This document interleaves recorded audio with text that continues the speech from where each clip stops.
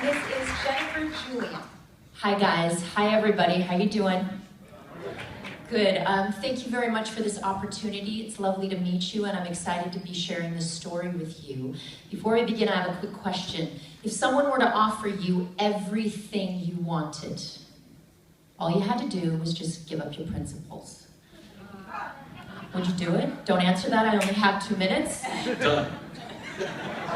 That is the choice that our heroine, 1920s Berlin cabaret star and Hollywood film icon, Marlene Dietrich, has to make.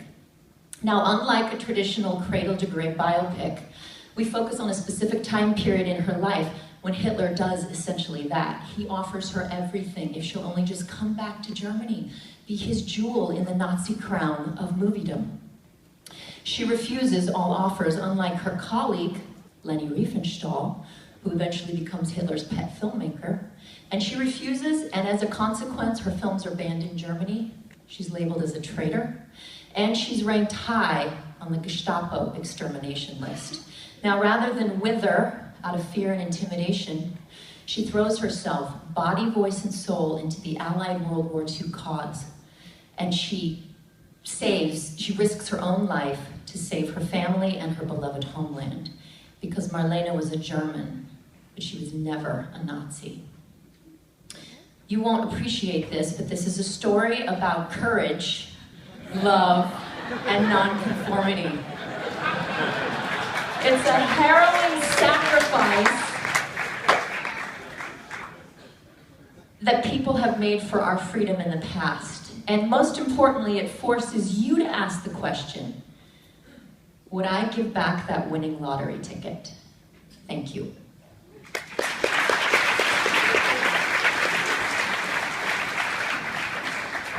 Maybe She attacked me. Maybe I should go first. Yeah. He's got to have the right to defend himself. You've got 2 minutes. This is a critique about anger, passion.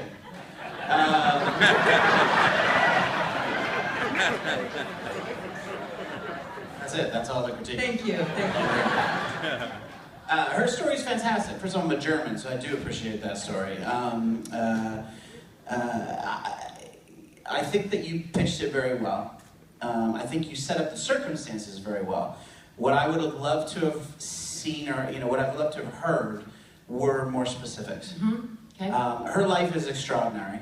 Anybody who knows about her life knows her life is extraordinary. But it's in the anecdotes. It's in some of the things that she did. Like at the very end, you talk about how she tried to save her family. Right. That type of stuff, in terms of getting that into the pitch, Mm-hmm. it will give the pitch the life that it needs, Okay. so that it doesn't fall into that biopic category. Mm-hmm. It will, it's sort of like, we'll go back to Ray again, which I thought was a really well-made film. If you watch Ray, and let's say you're pitching Ray, it doesn't exist yet. Everybody knows who he was, everybody knows how extraordinary he was, everybody knows about his music, or they know some of that stuff, unless they've been under a rock. And, but there are scenes in that movie that are harrowing, that I didn't know about, in terms of how he was raised, what happened to him as a child, also, with the way he behaved, in his younger days, and with women and things like that. Now, obviously, you don't want to paint an entirely dark picture, but some of those things are really interesting, and it gives you a bit of an edge when you're talking about a biopic. So just pull out one. Yeah, or some of the things you're talking about are a little generic. Like I said, obviously I didn't mean that a movie shouldn't be courageous or have love or anything like that. But it's sort of like when you tell me that, but you don't give me examples. That's the point I'm trying to make, is to underscore things. Am I allowed to disagree? Clearly, it's 2-on-1 now. I think that you're getting distracted by those last 30 seconds where you said, it's a story about this, it's a story about that, where you did have some opportunity to add a little bit more actual story. But if you thought about what happened before that, she's talking about Marlene Dietrich, somebody we all think we know, in terms of a conflict over whether or not she becomes a Nazi. That's right. And that is a way into a biopic that is very interesting. She laid out the premise of that, she pitched that, and I don't think that it was generic. I just think maybe that wrap-up was. Okay. So that, I think, might have been what That's you fair enough, yeah. I like the way you started. You pointed your finger right at me. You said, "Will you give up your principles?" And I'm like, And what was your answer? We're in Hollywood.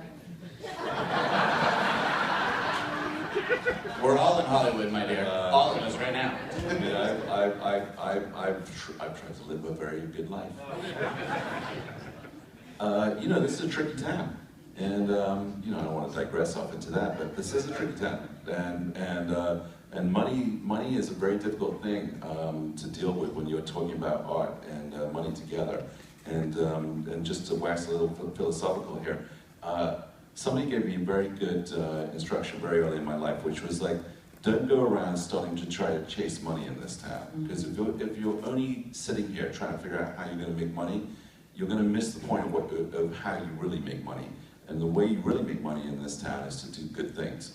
And if you make great movies, the money will come to you, and never chase it. Amen. Anyway, just in terms of your pitch, I really thought your energy and the way you talked and the way you sold it and the compromise and money.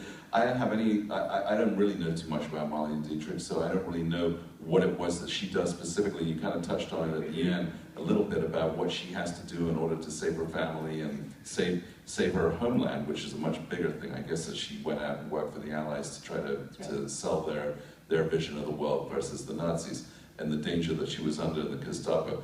I kind of would like to see that movie. I think it's a great role for a woman. Absolutely. No question about it. And I thought you did a nice job.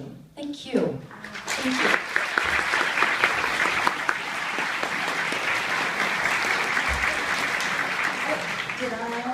That's right. We have the person that didn't we just call somebody? Sorry? Sorry. That's right. So Rita, right?